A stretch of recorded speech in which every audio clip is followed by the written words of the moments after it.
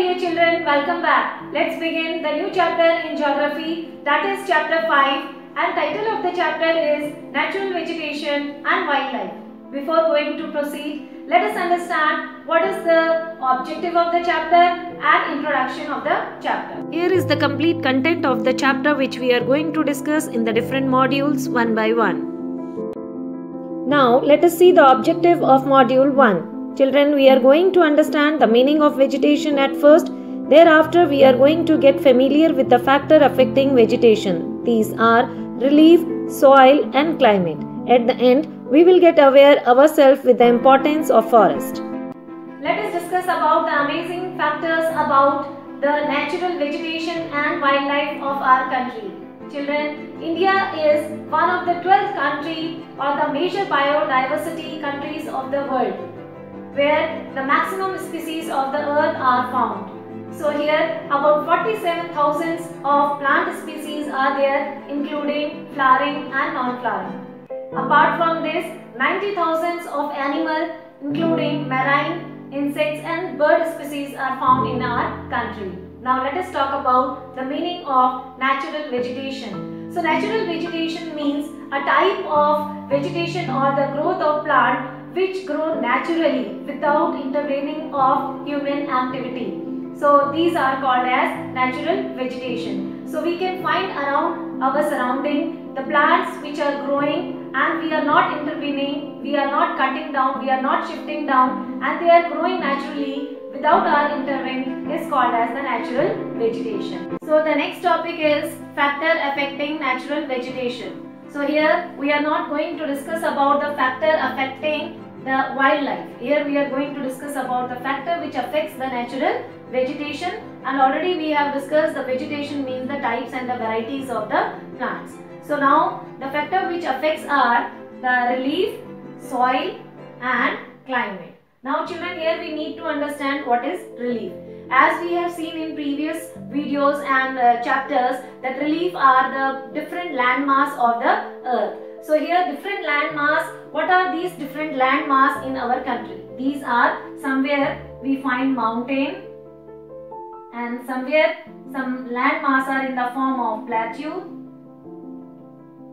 and somewhere we find plains.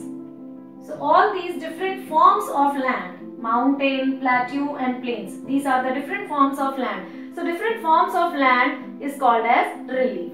So it means that different forms of land or the relief decides that what type of natural vegetation used to grow in that type of land. Suppose if somewhere mountain is there, then we will find that coniferous trees used to grow. And if plateaus are there, then again we find the different type of vegetation is there. And if again we find that somewhere if it is plain and land is very fertile, then people used to do agriculture, they used to grow crops and vegetables. So it means that the dependency of growth of vegetation is all upon the natural or the physical features of the land. Now next comes the soil.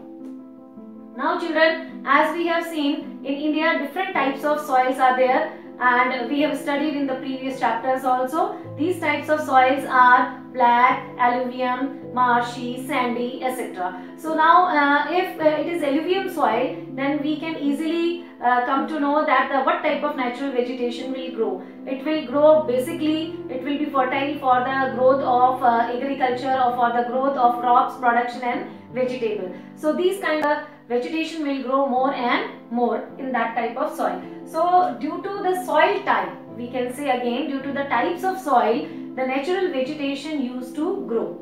Also, if we have seen somewhere black soil is there, then the growth of cotton plant used to take place more and more. If we find again the soil is sandy, that type of land we find more and more the thorny bushes and the cactus plants. Now moving towards the next physical factor, that is the climate. Now on the basis of climatic condition, we again find that the different type of natural vegetation used to grow in different places, because as we all know, climate keeps on changing and it doesn't remain same. Some places we find more and more rainfall used to take place, and some places it is moderate, neither high rainfall nor less rainfall, so it is moderate kind of temperature over there, and some places are arid or dry. So on the basis of that climatic condition also we can say the natural vegetation used to grow in those areas. So if we say that if any area, if more and more rainfall used to take place, then there the evergreen forest, or you can say greenery, will be more and more. For example, towards the east side, Sundarban Delta, where we have maximum amount of rainfall used to take place, we find evergreen forest over there. Now if we say towards the desert area, in Thar Desert in Rajasthan, because soil is sandy and temperature is high over there, so that's why very less vegetation used to grow and only thorny bushes and that cactus used to grow. So it means the climate also used to decide that what type of vegetation used to grow.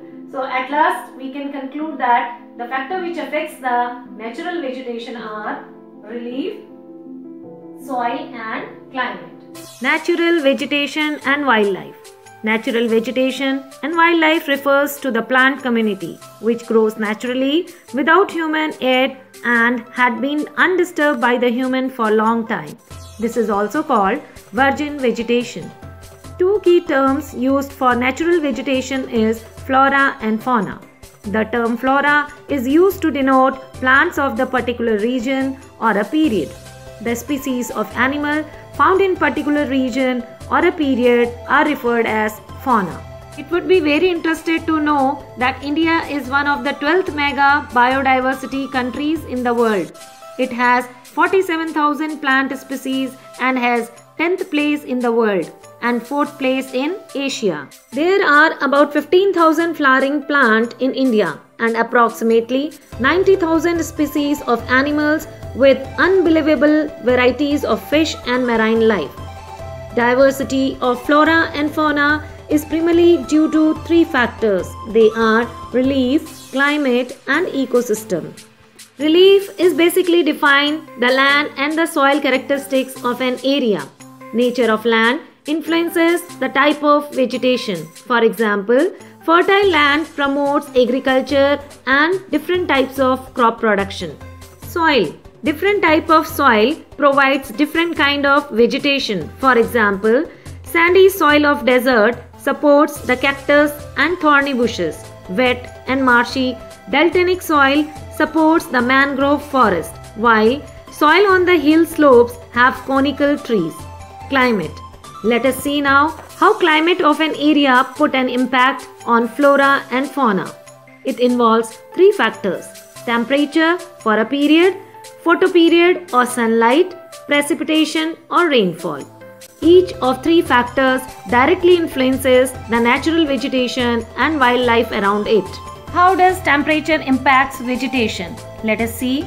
In the cold areas such as slopes of Himalayas and the upper regions of hills, we find trees conical in shape, which protects from the cold and the rough weather around it. Similarly, the variation of sunlight or the duration of sunlight varies the vegetation or the growth of vegetation around it. But how does this happen? There are many reasons like altitude, different in latitude, seasons, duration of day and so on.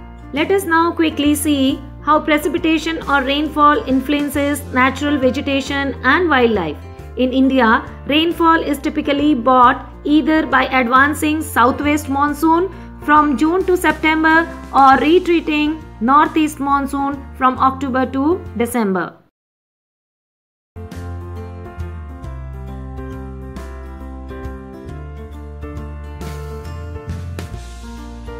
Wherever there is an ample of rain, trees are evergreen and have broad leaves to allow the water drain off. On the other hand, in deserts, leaves are spiny to reduce water loss by evaporation and stems are fleshy to store more water. Now, let us see very important topic, that is ecosystem. We just took a brief look at how relief and climate play a significant role in determining the flora and fauna of an area. Let us know and see how ecosystem of an area affects the wildlife and the natural vegetation. What is an ecosystem? An ecosystem comprises of all plants and animals in an area where each of them depend upon each other for their survival, and together they form an ecosystem. Now next topic is importance of forest. Children, as we all know, forest has great advantage for the environment. So let us see what are these. So number one is it provides raw material for industries. As we all know, to run any industry we need resources. So most of the industries used to run from the primary sources which are collected from the forest. Now next importance of the forest is it influences the climate. It influences or brings change in climate. And this is again interesting fact. You must have read in science that the place where more and more greenery is there or the forest is there, in that place rain occurs frequently. So in this way the climatic condition keeps on changing. So forest help us to bring the change in the climatic condition. Now next is it reduces soil erosion. Here we need to understand what is soil erosion. So the soil erosion is a process in which the fertile soil or the most part of the soil gets washed away or erode away. And how does this happen? Either due to the slides or landslides, or you can say heavy rainfall. So what happened? These forest trees or the natural vegetation of forest, their trees or the plant used to uphold the land or the soil parts and do not allow the soil to flow or along with the water. So in this way we can say it helps to reduce soil erosion. And a very important factor or the importance of forest in our life is that it provides livelihood,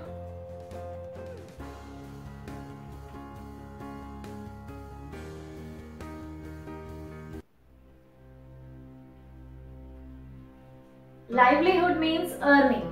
So people used to get engaged with the forest resources and then they earn their livelihood for their family. Now in this manner we have seen these are some general importance. Apart from that, we have seen these forests are the living and dwelling place for all these birds, animals and the living creatures. So in this way we have seen the importance of forest in our life. So that's all in this module, dear children. Remaining topic we are going to cover in the upcoming module of this chapter. Till then, stay happy, stay safe. Children, it's time to do some questionnaire. The sandy soil of desert supports mangrove trees, conical trees, cactus or thorny bushes, or none of these. Now next question is, name two non-flowering plant. Rose and lily, algae and fungi, lotus and hibiscus, jasmine and marigold. Now third question is, the number of flowering plant in India is about 12,000, 4,500, 1,500 or 15,000. Answer all these questions in comment. Thank you for watching.